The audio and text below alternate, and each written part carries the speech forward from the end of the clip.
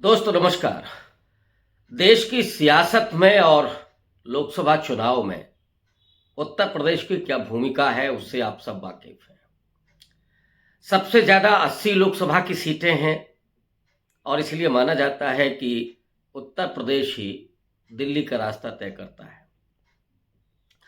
पिछले दिनों जब इंडिया अलायंस बना तो पटना से लेकर के और मुंबई तक की बैठकों में एक आशा और उम्मीद बनी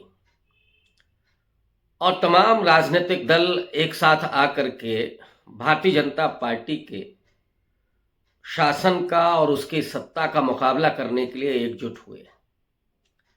लेकिन नीतीश कुमार के जाने के बाद उम्मीदें दरकने लगी। फिर ममता बनर्जी ने बंगाल में कहा कि इंडिया अलायंस नहीं है, यहाँ पे वो कांग्रेस से अलग चुनाव लड़ेंगी। महाराष्ट्र जहां सबसे मजबूत माना जा रहा था इंडिया अलायंस, वहां पर शरद पवार के लिए एक बुरी खबर आई है कि चुनाव आयोग के बारे में मुझे कोई टिप्पणी नहीं करती, आप वो सब जानते हैं। चुनाव आयोग ने फैसला किया है कि अजीत पवार का गुट ही असली एनसीपी है और शरद पवार को कहा है कि आप अपनी पार्टी का नाम और सिंबल के लिए आप आवेदन दें। लेकिन उत्तर प्रदेश में क्या होने जा रहा है? मायावती खामोश हैं और लगातार इस बात को कह रही हैं कि वो न तो इंडिया अलायंस के साथ जाएंगी ना एनडीए के साथ जाएंगी, अकेले चुनाव लड़ेंगी। जाहिर तौर पर मायावती अगर अकेले चुनाव लड़ती हैं तो अपना तो नुकसान करेंगी ही, इंडिया अलायंस को भी कोई मजबूती उससे नहीं मिलेगी। निश्चित तौर पर मायावती का एक अपना आधार वोट है और उनका एक अपना कद है। उस वजह से जो उत्तर प्रदेश का 21.5% दलित मतदाता है, 18 से 20% मुस्लिम मतदाता है और अति पिछड़ा भी बीएसपी के साथ जुड़ा रहा है कांशीराम के मूवमेंट से, वो जो अभी बीजेपी की तरफ चला गया है, अगर मायावती इंडिया अलायंस के साथ आती तो जाहिर तौर पर ये अति पिछड़ा भी वहां से निकलता है। लेकिन अखिलेश यादव और मायावती के बीच अब वो बात बन नहीं पा रही है। कोशिश चल रही है, लेकिन एक और बुरी खबर उत्तर प्रदेश से आई है कि जयंत चौधरी वो भी छिटक गए हैं। अभी हालांकि कोई आधिकारिक बयान नहीं आया है, लेकिन माना जा रहा है कि छोटे चौधरी यानी अजीत सिंह के बेटे जयंत चौधरी बीजेपी के साथ डील कर चुके हैं और 4 से 5 सीटें उन्हें देने का वादा बीजेपी ने किया है। और उसकी मूल वजह है कि अखिलेश यादव बहुत स्पष्ट नहीं कर रहे थे कि वो जयंत चौधरी को कितनी सीटें देने जा रहे हैं और उन सीटों पर कौन चुनाव लड़ेगा और सिंबल क्या रहेगा। अखिलेश यादव की जो अपनी रणनीति है वो समझ से परे है। कब किसके साथ गठबंधन करते हैं और कैसे बिहेवियर करते हैं, ये कई बार सवालों के घेरे में होता है। बहुत सारे लोग कह रहे हैं कि रामगोपाल यादव के जरिए अखिलेश यादव पर भी दबाव है, ईडी और सीबीआई का। कुछ लोगों का मानना है कि मायावती के भाई आनंद कुमार और इन सब पर भी शिकंजा कसा गया है कि आपको अलग चुनाव लड़ना है, अकेले चुनाव लड़ना है। लेकिन ये सब पॉलिटिकल गॉसिप है, उसमें कितनी सच्चाई है मैं तो कम से कम नहीं कह सकता। लेकिन ये जरूर है कि इनमें एकजुटता के साथ लड़ने की कोई इच्छा शक्ति नहीं दिखाई दे रही है, जिसका खामियाजा उत्तर प्रदेश का दलित, पिछड़ा और अल्पसंख्यक तबका भुगतेगा ही, इसमें तो कोई संदेह नहीं है। आप पिछले 10 साल के और उत्तर प्रदेश में 6 साल के रिकॉर्ड उठा करके देख लीजिए, रिजर्वेशन का क्या हाल हुआ है। ईडब्ल्यूएस मिल गया बहुत आसानी से, सुप्रीम कोर्ट के जरिए भी उसे मान्यता दे दी गई, लेकिन अभी एससी एसटी के रिजर्वेशन को लेकर के ही उसका वर्गीकरण किया जाए, ये सुनवाई चल रही है। ओबीसी में एक क्रीमी लेयर है और अब ओबीसी के ही रिजर्वेशन को, उसको भी वर्गीकरण करने की बात हो रही है। बढ़ाने के बजाय वर्गीकरण करना, कर्पूरी ठाकुर के फॉर्मूले को लगाना या रोहिणी कमीशन की सिफारिश को लागू करना, ये अच्छी बात है, लेकिन ओबीसी रिजर्वेशन को बढ़ाया जाना चाहिए, ये प्राथमिक डिमांड है, लेकिन वो नहीं होगा।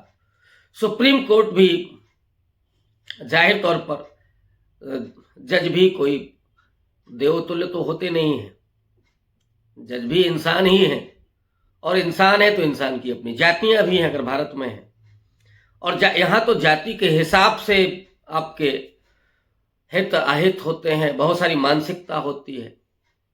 तो जाहिर तौर पर जहां जाति के जरिए ही समाज संचालित हो रहा हो और वहां नीचे से लेकर के ऊपर तक वो चीजें रहेंगी।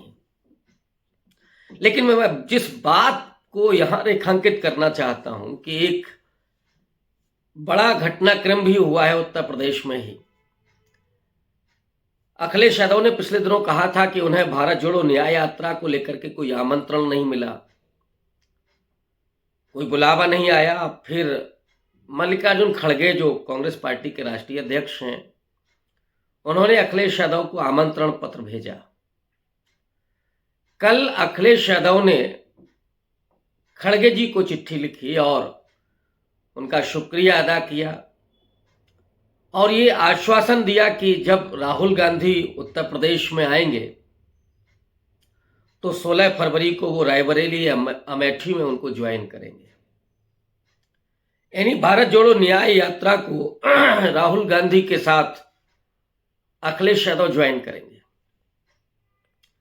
जयंत चौधरी का चले जाना पश्चिमी उत्तर प्रदेश में एक बड़ा झटका हो सकता है विपक्ष के लिए, क्योंकि पश्चिमी यूपी जो जाट बाहुल्य है और जाट लड़ाका कौम भी है, किसानों का आंदोलन सबने देखा, महिला पहलवानों के साथ जो सरकार ने किया वो भी देखा गया। फिर नरेंद्र मोदी ने एक ऐसा संकेत भी दिया ब्रजभूषण शरण सिंह पर थोड़ा सा कार्रवाई करके, उनको साइडलाइन करके, कि हम जाट जो समाज है उसके साथ जुड़ना भी चाहते हैं।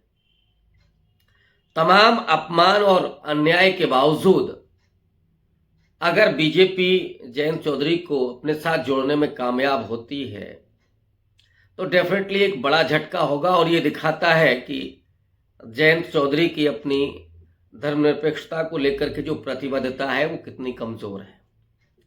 लेकिन उससे ज्यादा सवाल खड़े होते हैं समाजवादी पार्टी पर कि जो जयंत चौधरी लगातार सपा के साथ पिछला चुनाव भी उन्होंने लड़ा था, उनको एक साथ लाने में वो नाकामयाब रहे। अगर ऐसा होता है तो, हालांकि मुझे अभी भरोसा है कि अखिलेश यादव को जब ये खबर मिलेगी तो जाहिर तौर पर वो जयंत चौधरी से बात करेंगे और अपने साथ जोड़े रखने के लिए वो जरूर उनको कोई ना कोई आश्वासन देंगे। लेकिन राहुल गांधी की जो भारत जोड़ो न्याय यात्रा है उसके साथ अगर अखिलेश यादव जुड़ते हैं तो जाहिर तौर पर अखिलेश यादव को बड़ा फायदा होगा उससे। एक तो जो अल्पसंख्यक मतदाता है, जो बहुत आशंकित, बहुत परेशान, जिसके अस्तित्व और अस्मिता ही संकट में है, वो अखिलेश यादव के पिछले दिनों के बिहेवियर से खुश नहीं है। आजम खां के साथ जो हुआ, अखिलेश यादव नहीं खड़े हुए। कई जगह मुसलमानों के घर बुलडोजर से ढा दिए गए, अखिलेश यादव नहीं खड़े हुए। तो उस समाज में एक नाराजगी है, और राहुल गांधी जिस तरह से लड़ रहे हैं लगातार, संसद से लेकर के सड़क तक लगातार जूझ रहे हैं, उसने अल्पसंख्यकों में एक सिंपैथी पैदा की है। तो उत्तर प्रदेश का जो मुस्लिम है वो राहुल गांधी को बहुत पसंद कर रहा है, और अगर अखिलेश यादव ज्वाइन करते हैं, उन्होंने कहा ये ज्वाइन करेंगे, तो मुस्लिम मतदाताओं में अखिलेश यादव के प्रति थोड़ा सा नाराजगी कम होगी और जाहिर तौर पर उसका फायदा समाजवादी पार्टी को मिलेगा।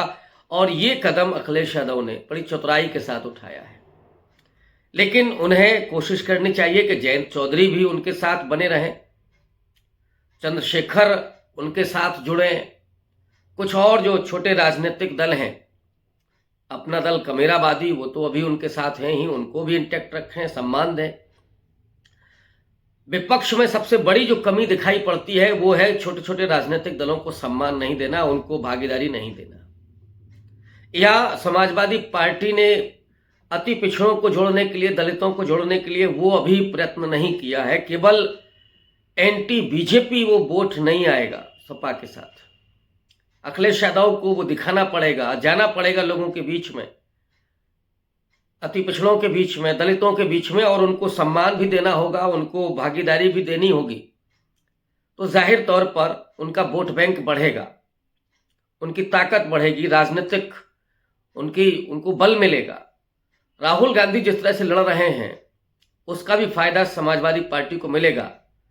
और राहुल गांधी अपने कांग्रेस के, यूपी कांग्रेस के जरिए अगर इन समाजों में एक हस्तक्षेपकारी भूमिका निभाते हैं, वो लगातार सामाजिक न्याय पर बात कर रहे हैं, लेकिन इन समाजों से निकाल करके यूथ को, उन नेताओं को वो सम्मान दें, उनको भागीदारी दें, तो उत्तर प्रदेश की इतनी उर्वर जमीन है, ये मान्यवर कांशीराम की जमीन है, मुलायम सिंह की जमीन है, इसमें फिर से सामाजिक न्याय की राजनीति को बुलंद करना बहुत कठिन नहीं है। बावजूद इसके अगर बीजेपी कामयाब होती रही है तो उसके कुछ कारण हैं। ओम प्रकाश राजभर हों, गाली दें तो भी बीजेपी के साथ, संजय निषाद राम को अपमानित करें तो भी बीजेपी के साथ। ये खेल बीजेपी का वो अपने आप में ये दिखाता है कि कैसे सोशल इंजीनियरिंग के जरिए बीजेपी मजबूत हुई है, लेकिन सोशल जस्टिस को उसने पूरी तरीके से खत्म किया है। अधिकार, आरक्षण ये खत्म किए हैं, मिला है अन्याय, अपमान, 5 किलो राशन, नौकरी नहीं, शिक्षा नहीं, स्वास्थ्य की सुविधाएं नहीं, ये सब गायब कर दिया गया है।